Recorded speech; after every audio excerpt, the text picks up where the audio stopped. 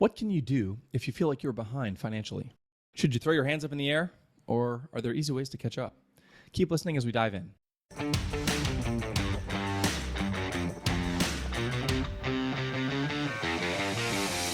Welcome to the Money Meets Medicine podcast, where we talk all about the personal finance topics you wish you had learned in medical school. I'm your host, Justin Harvey, and here is your co-host who recently found out exactly why they call Atlanta Hotlanta, Dr. Jimmy Turner. Man, we went to a Braves game. Actually, it's not true. We took a trip to Atlanta, went to 3 Braves games. My son loves baseball, fallen in love with it. And I've re-fallen back in love with baseball. I loved baseball as a kid, stopped watching. None of my kids played, that sort of thing. But now he does, and we're just back at it. You know, I grew up in the days of like Maddox, Glavine, Small, Fred McGriff. I mean, like classic Braves players. And I've got a terrible memory, and I remember that. That's how big of a part of my childhood this was. And so we go to Atlanta, and we take a trip, and we're like, we're going to go to the Sunday game. My in-laws are coming. They're going to go to the Saturday night game, and then they're going to come to Sunday with us. And we're there. So we decide to go to the Friday game, and then they come Saturday. We decide to go to the Saturday game too, just me and my boy for the Saturday game, the entire family for Friday and Sunday. So Friday and Saturday in the evening, weather's actually really good. It's a wonderful experience. We bought club tickets for Sunday because we knew it was going to be in the sun. It's Atlanta. I knew it was going to be hot. I didn't have any idea how hot it was going to be. It was miserable. Like, I don't know how people go to an Atlanta Braves game on a Sunday at like 1 p.m. Like, I felt like I was in a sauna, and it was. I'm not gonna lie, it was pretty miserable. If we didn't have club seats, I think I would have left the game. I mean, it was hot enough that yeah, major discomfort was had. I also grew up watching like the 96, 97, 98 Braves because of, TBS and followed shortly after by WGN. I grew up in Pittsburgh, so I was a Pirates fan, and the Pirates, I think, set a record in professional sports for the most consecutive losing seasons by any franchise. So naturally, I was interested in just adopting another team from afar. And I have all the same feelings towards those late 90s Braves. And I hope to be able to check out a game one day in Hotlanta as well. It was great. We would definitely have season tickets if we lived in Atlanta. We just wouldn't go to the afternoon games, or we would buy them like the upper deck that's shaded. But hey, this show is going to be cool. This came from a listener, and a longtime listener, and a really great person that I've enjoyed getting to know in the past. One of the coaching clients in the coaching program as well. And so this question is an important one to consider about what happens if you started late. I'll read you the email in a second. Before we get started, don't forget, you can head over to moneymeetsmedicine.com and get help with disability insurance, or you can get a copy of the Physician Philosopher's Guide to Personal Finance completely free. If you haven't, download it. If you got friends, share it with them. If you got trainees, really share it with them. It's super important, and a great book to read, and the one that I would have wanted to read when I was in training, which is why I wrote it. You can get all of that at moneymeetsmedicine.com, where we can help you out with disability or with downloading that book. So Justin, I got an email. I sent an email out, and I said, hey, does anybody have any topics they'd like me to discuss, or any questions that you'd like to have discussed on the Money Meets Medicine podcast? By the way, if that's you, Jimmy at moneymeetsmedicine.com, send me your topics, your ideas, your questions that you might have. Really enjoy doing this. And this is what the email said. I thought this was a really great topic to discuss. I'm just going to read it because I thought it was also a pretty funny email about a not funny topic. This is what it said. I'd love to hear someone talk about financial security/safety for those of us who screwed up when we were young and didn't start investing or buying disability insurance, or even who made boneheaded career choices when we were older. What are we supposed to do? Do we just give up, plan on working until we're 105, develop a taste for cat food? It just kind of seems hopeless. And so this is the email that I got, Justin. And maybe I'll toss it to you first and say, like, do you hear this often? Is this something that you've seen before? Yes, is the short answer. And I would say there's a number of different reasons you might land in this camp. Maybe, yeah, you lived fast and hard through your 20s, 30s, 40s, and early 50s, and then you got to, age 60, and you're like, dang, I just blew it all. Or maybe medicine is your second career. Or maybe you were divorced. Or maybe you experienced disability. So there's a number of different ways that I've seen physicians in particular come about these circumstances. And so first, give yourself a break. This is not uncommon, and I know it's very common to have feelings of shame and inadequacy around money, especially for doctors who are technical experts in their fields of expertise. And they think, oh man, something as basic as money management, like it's not necessarily, if you've never been taught it, there's no reason that you should be expected to immediately excel. So first, give yourself a break, cut yourself a little slack. And second, realize that there are things that you can do. And it's actually kind of common, especially, the one I see most is like the mid-career divorce. That is, especially if you've already delayed a lot of like your earning potential, and then you kind of get to that point where you're like, 46 years old, and then a third to you, a third to your spouse, and a third to the lawyers. That is devastating and not uncommon. So, but there are things you can do, and hopefully the content of today's discussion will be empowering and not discouraging. Yeah, I think that overall, what I would want to say to anybody in this situation is that, generally speaking, there's hope, right? At least you're attuned to it. At least you know that this situation exists. It's not like you don't have any options at all. Now, everyone's situation is different. If you told me that, hey, you're 65 years old, you haven't saved a single dollar for retirement, obviously that's going to look very different than somebody who's saying, hey, look, I did save some. I've got a three, four, $500,000 in retirement, but I am 65, right? That even that looks different. There are things that you can do. What I would argue would be the first step in every financial decision is to make a plan. It is way too common for me to have these conversations with people and to find out that they have no idea how much they spend. They have no idea how much they've actually saved. They have no idea how much is stocks, how much is bonds, how much is, whatever. It's just sitting in cash under their mattress. Most people don't know because they haven't ever intentionally thought about the plan. And so the very first thing you have to figure out is how much do you really need each month, right? So when someone says like, "Hey, I'm behind financially, and I still don't know what to do. I don't know what my options are. I feel like I'm just never going to get there." And I say, "Okay, well, how much do you need to save for retirement?" They're like, "I don't know." Okay, all right. How much do you think that you need to spend each year in retirement? And they're like, "I don't know." I'm like, "Okay, how much do you spend on your credit card? What's your or your if you're old school and use cash or you have a debit card, like what do you spend each month based on the instruments that you use?" And eventually I'll be able to get somebody to be like, "Oh yeah, okay, okay, I'm picking up what you're putting down. I spend about $8,000 a month on my credit card." Like, okay, now we need to do some math. We need Yeah. to make sure the math is mathing and do some math to make sure that, okay, now we know you need $96,000 a year. Let's call it 100 grand. Based on that, this is about how much money you need to be able to retire. How does that compare to where you are? Right. That like step number one, because a lot of people feel behind, to your point, Justin, like that shame that people feel. Yeah. They feel behind because of the game of comparison and not because they necessarily are. So first determining, A, are you behind? And B, if so, how behind are we? So that we know, okay, what levers do we need to pull to get to our goals? Yeah. And, this is similar to medicine in that people do get embarrassed and they compound their own problems by not getting help that they should. And I think about this is kind of like dark, kind of funny, I guess. But like I had a business law professor in undergrad who like had a thing going on with his foot. First, he like didn't want to deal with it because he didn't believe in going to the doctor. And then he got embarrassed that he let a thing go for a really long time and ended up dying shortly after I had him in class. And he was not an old guy. I mean, he was in his probably 50s or early 60s. And so when it comes to these financial questions, what I observe is there is an immense amount of anxiety that comes from precisely what you just said. Like, I don't even know how much I spend on a credit card, and I'm embarrassed to ever admit it. And so you never have the conversation. What I also observe is that once you have that conversation, you might quantify the most dire of circumstances for yourself. And yet, even when you quantify that, the temperature gets turned down, the anxiety decreases, and you're like, all right, well, this is the path forward. I might not like it, but at least I know where I'm going now, and I know that it's going to get better from here instead of continuing to get worse. And so for anybody who's listening who is like, oh my gosh, I've only ever listened to the podcast, and I'm afraid to actually talk to a real human because it'll be so embarrassing. Like, well, it can start to get better immediately as soon as you talk to a professional or even just like read the book or get a plan or whatever means you want to use to make progress. But what you'll probably observe is that you start feeling a lot better no matter how bad it is right now. You'll start feeling a lot better once you know which direction you need to start walking. Yeah. Before we And get if back you're- to the rest of the show, I wanted Hey, to make sure that's everyone really, was really aware good of advice. a You need to really speak cool to- opportunity that's being offered by my good friend Junaid Niazi. Dr. Niazi is a board certified med peds doc who I know as the charting master. This is because Junaid specializes in helping medical professionals crush their charting so they can leave work at work, which is why I want to make sure that all of you know about a free online training Junaid is hosting called Leave Your Work at Work.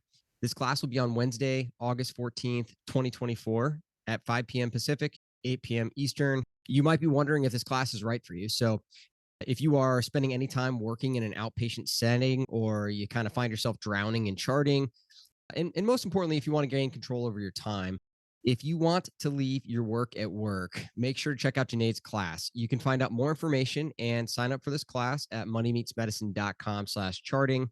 That's moneymeetsmedicine.com/charting. All right, let's get back to the show. Since this is a general education and entertainment only podcast, let's get back to the I'm show. gonna do something that Justin's gonna cringe at in a second, which is to tell you that look, in this situation, let's say that you're feeling like you're behind. Okay. I'm just going to make that imply that you feel like at the age of 65 you're not going to have enough to retire. That's what we're going to define behind as for this right now. In that situation, rough back the napkin math, how much you need based on the Safe Max study that we actually alluded to in last week's episode, the 4% Trinity rule. Just multiply whatever your annual spending is by 25. And just as a very, very broad brush, it's not super accurate, but gives you a ballpark estimate to land in. That's about what you need. So if you told me in the example before that you spend $100,000 a year, that's what you need to spend in retirement, I would tell you broadly brushed paint strokes, you need about $2.5 million to retire right now. Okay. Now, that number can change drastically based on if you actually still have money coming in. Are we including Social Security? Like what exactly, what are the things that go into that pot to create that recipe? That said, that can give you a very broad barometer for where you are. Now, if you said, okay, $2.5 million and you said, hey, Jimmy, I've only got 1.75. Okay, now we know we need to come up with, 750 somewhere and figure out how to make that work. And there's a variety of ways to do that we're going to discuss on the show. But don't just say that you think you're behind and not have measured it at all, right? Speak to a professional like Justin, right? Get a very specific. That's the best way to do it. If you don't want to do that and you just want to keep it as broad as possible, multiply your annual spending by 25, and that'll give you a ballpark estimate that will give you a semblance of an idea of where you need to be. And also understand that there is some complexity around this.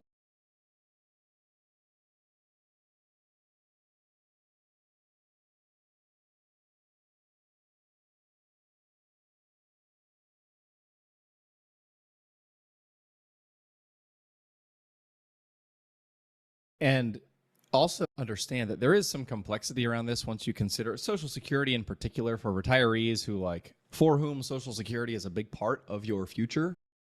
And I would say if you're a doctor and you're 65 years old and you've got $1 million in a 401k, Social Security is a really, really important part of what is going to be happening for you. And so it's even more important that you talk to a professional about how does Social Security claiming strategies interact with my current lifestyle, future hoped for lifestyle, any spousal or family considerations. And once you sort of get that dialed in, you can begin to set some goals for what you want for the future. Because, and this interacts with sort of the shame piece. Sometimes when you're feeling shame around your money, you're like, I'm not going to be able to do the things that I thought or the things that my friends are going to do, or I feel really different than the people to whom I'm comparing myself. Jimmy, I think we did an episode comparison is the thief of joy. Definitely that is true in these circumstances. The fact is, it's your life. You've only got one, and it doesn't matter what anyone else is doing with theirs. You should just do the best you can with what you've got. And so part of that is, the first step is, figure out what's going on. The second step is then, how do I take the values that I have, my desire for what I want the future to look like, and set goals that are reasonable for me based on what I can do? And that is going to be, I think, really liberating and transformative is usually how I see people interact with that process. Yeah. So for those that aren't familiar with Social Security, do you mind just very briefly touching on the idea of for example, delaying the age by which you take it, which amounts to having more money that you take home versus taking it earlier and having some money, but it's going to be less than if you'd waited? Yeah. So in short, you got to take Social Security between age 62 and age 70. 70 is the max. Your full retirement age is, for most listeners of the show, probably 66 or 67. Each year that you delay, you increase the benefit by 8%. There's no risk associated with that gain. That's just how much the benefit grows each year. And so there's a number of different sort of factors that go into it. One is longevity, one is spousal, one is how much assets do you have now, one is how am I trying to do IRA or 401k conversions through my 60s, and that interacts with how we do claiming. But usually, if we just take it in its simplest form, we're taking it at age 62 or 63, and we're taking much less per year, and we're getting it sooner, or we're delaying it till age 69 or 70, and we're getting a much higher benefit, but we're waiting those extra 7 years or 8 years. And the potential downfall of delaying, obviously, is, well, you die when you're 67, and then you never got the money that you've been paying into your whole life, which would be a bummer. Now, your spouse would get your benefit if you do die and if they survive you. But that's sort of the fundamental question at play, is what is the timing that makes sense for your Social Security benefit, and how does that interact with your other financial realities? Yeah, and I think that that is an example of a lever where it's like, okay, the money coming in, right? Like you have two choices in this equation, right? Let's say that you get to 65. Hopefully we're having this conversation before. Hopefully you're 50, 55, and you're starting to realize, oh, my financial ducks aren't as in a row as I would like them to be. Now you have a couple different levers, right? You can spend less money, which allows you to, if you're younger, save more money. Or when you get to retirement, you need less money in order to retire. And so if you look at that 4% rule, the 25X rule that I just mentioned before, basically for every $10,000 that you don't need in retirement, that's an extra 250 grand you can kind of picture in your head as having saved. So the reason why is because it's 4%. You multiply that by that $10,000 by 25, and that's $250,000. That's the 25X rule we just mentioned a second ago. So if you told me like I want to spend 100, but I can only afford spending $90,000 a year because I have $250,000 less, I said, well, yeah, that math jives, right? So you can actually reduce how much you spend each year, and for every $10,000 you reduce, that's $250,000 less that you need to save. So said differently, one situation here, right, is yeah, you were a physician, you had a physician lifestyle. The most drastic situation you could potentially, or the solution that exists here, is you could cut your lifestyle back. Right now, that's really hard. I know a lot of people like that. That's just like causes a lot of grief, a lot of heartburn. But if you can spend less money, you need to have saved less money. If you have more money coming in through Social Security, or another option here is to continue to work part time. So maybe, Justin, you've mentioned this in other shows. Maybe what you've done is you've gone from one FTE to point 0.9 to point 0.8 to 0.75. Maybe through retirement, you're still working 0.25 of an FTE. You still work 1 day a week, and that supplements the amount of money that you have, so you don't need to draw down quite as much from what you've saved. There are levers there, but they, generally speaking, are spend less or somehow earn more, and they kind of fall into those two buckets, at least for me. Yeah, totally agree. And there's a couple, I would say, big sub buckets, or perhaps the solo cup in the bucket, or whatever analogy you want to use. And the one that I see most interacted with relates to education for your kids. So if medicine is your second career, or if you were that divorcee, instead of funding a 529 from the time they were born, you may be in the place where either you can't contribute anything, or it's going to be much more modest a contribution than the full cost of attendance wherever your kid wants to go. And it will be limiting to them in like, sky's the limit, Johnny, you go wherever you want to, versus, okay, we got to go in state, you got to live at home, and whatever. And what I find is that this is another area where it does interact a lot with values, and parents always want the best for their kids. And like what the best looks like, it does vary, but this is a particular area of, once you make the abstract concrete, like, okay, here's what we have to work with, it does create a path forward. And it's even an opportunity to give your kids some ownership. So for some of my clients who it's a second career situation, or the divorce situation, we have conversations like, okay, let's give your kid a budget. You want to contribute something, you're making okay money as a doctor now, but you've got to save for your retirement. And we need to think about you not living in your kid's basement because you ran out of money in the future. That's goal number one. So we got to make sure that we provide for the client and spouse in this case. So we've got to do that. And that probably leaves something left over to contribute to your kids for their education. Now, you're going to miss out on the compounding if you haven't done this yet and your kid is 16 and you're like, all right, a year and a half and they're going to be in undergrad. You can give them a budget, give them options, help them understand debt, and give them a sense of ownership and say, listen, here's your budget. I'm going to give you, $15,000 a year. You can either start doing community college, stack up your credits, get an associate's degree, transfer to in-state, and pay for the whole thing and graduate debt-free, and you'll still have a degree from a name-brand university.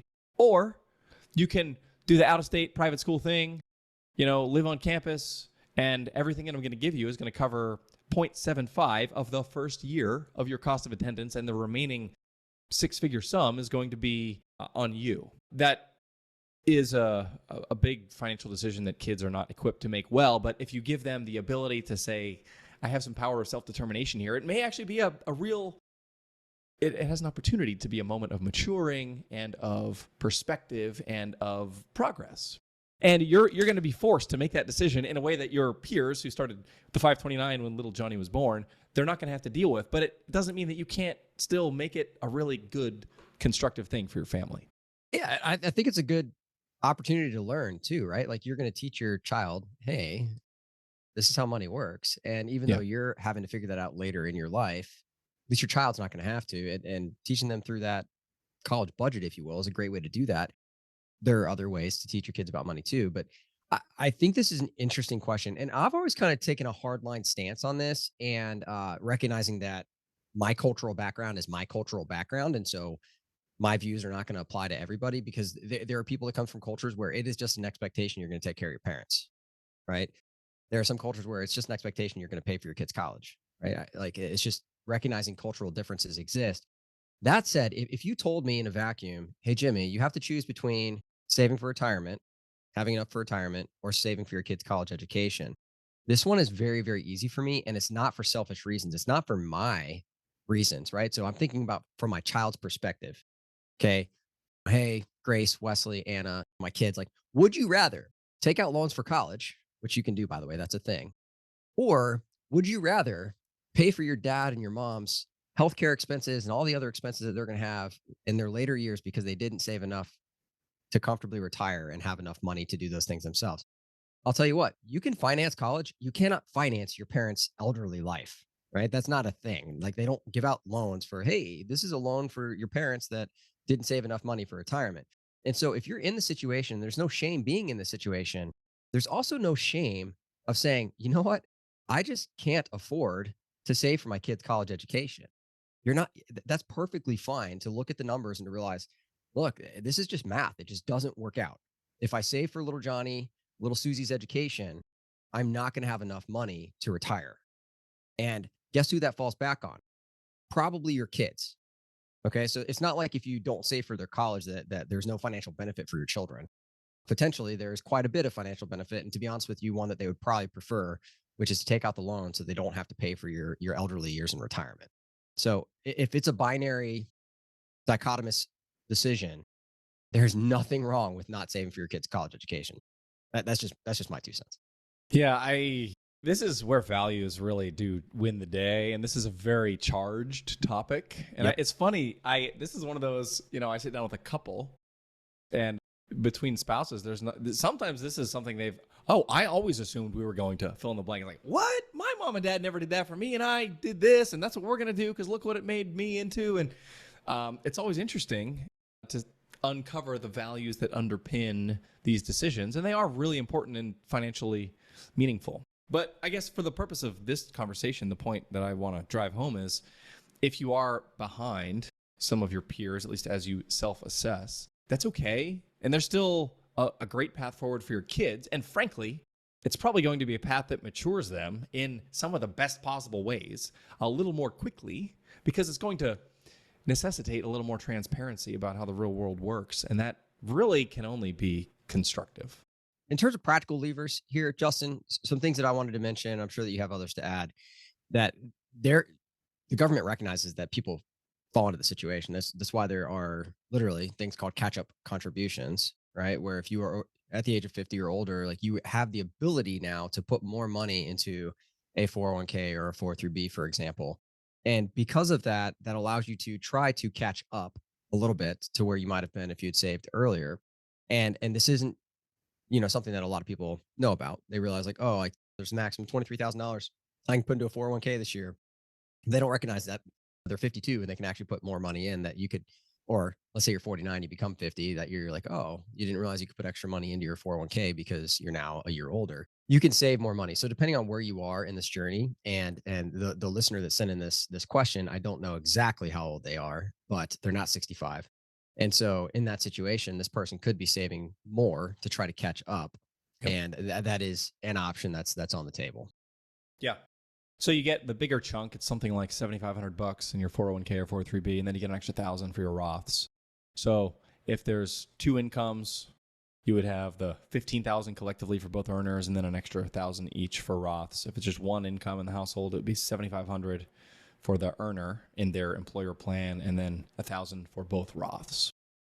Yeah. So you can save more. You can catch up through contributions. That is one lever to pull. Now you might be able to save that extra money by spending less. And honestly, this is the double benefit here, right? And you're going to hear this because the reality is if you truly are behind, the math shows that you're behind. There's going to be a decision about spending less money. And the reason why is because when you aren't 65 yet, that allows you to save more until you get to 65. And then also when you get to 65, you now need less money because you spend less money. So there's a double benefit in this situation when you spend less money that you can now save more for tomorrow. But then also when you get there, you need less because you don't spend as much each year. And so fundamentally, if someone tells me that they're behind and we look at the math and we look at it very intentionally, we decide that you are in fact behind. This is where we need to be. This is where you are.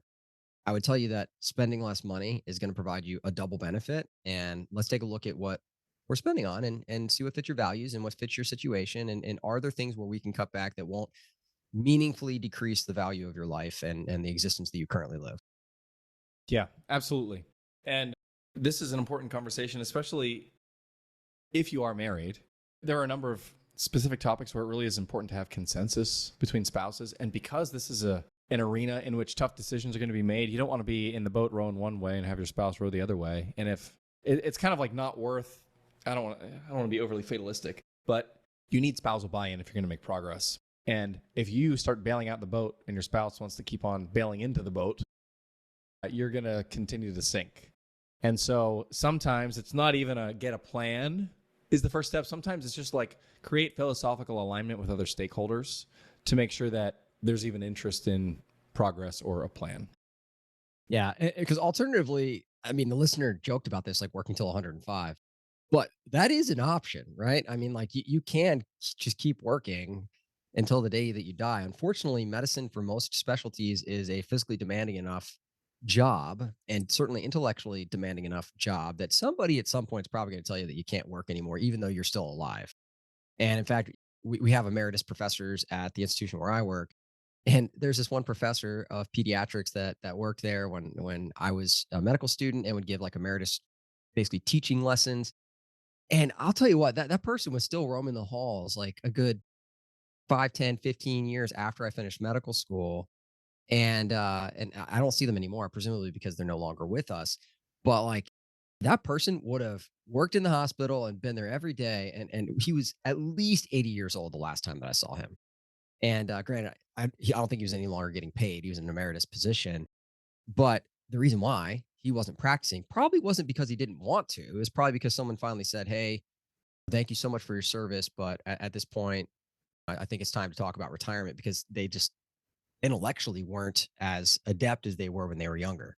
And I tell people, Jimmy, and you probably do the same thing. Like, you shouldn't plan on a 35-year career in medicine. It's increasingly demanding, consolidation pressure, production pressure, falling reimbursement that decreases physician autonomy. Like, I tell people, like, let's get a plan to be out of here in 17 years. If you're 31 years old, by the time you're 50, I want you to be able to quit if you want to, or meaningfully taper FTE, because I just don't think it's wise to live your life in a way that you need to work into your later years. Yeah, and unfortunately, that's the reality sometimes for people that are in this situation. And Yeah. and I would go back to the things we discussed in the show, right? You need to make a plan. You need to get spousal buy-in if you're married. You need to consider spending less money now so you can save more money now, but then also require less money later. And for every $10,000 difference that you create, you need $250,000 less in your retirement nest egg. Okay, and so you start doing the math on that. All of a sudden, that's very beneficial, and it goes the other way too. For those that are younger and listening to the show, if you can create $10,000 in income that was going to be reliably coming into your life each year, that's $250,000 ish of retirement savings that you don't need. Okay. And so if you're like a real estate aficionado, and we give lots of hate on the show for real estate just because of the current landscape and the advice that you often get from other physicians in this space. But real estate is an investment that a lot of people have. If you told me you have $10,000 in real estate income coming in each year, I would tell you you need $250,000 less in your 403b or 401k, right? That's just how the math works. Yep. And so that is an important consideration both at the end towards retirement, whether you're behind or not, and also an important consideration as you're building your wealth heading that direction. So everybody, hopefully this was an interesting topic for you. If you found it interesting, email me, Jimmy@moneymeetsmedicine.com. We are happy to talk about the topic, questions that you have, and bounce those ideas off. We love hearing from the audience and the community at Money Meets Medicine. Please share the show with other friends in the medical community. And if you want a copy of the Physician Philosopher's Guide to Personal Finance, make sure to head over to moneymeetsmedicine.com, where we can help you with that, and also with own occupation disability insurance, which is something that every doctor needs along their journey. All right, everybody. See you next week. Cheers.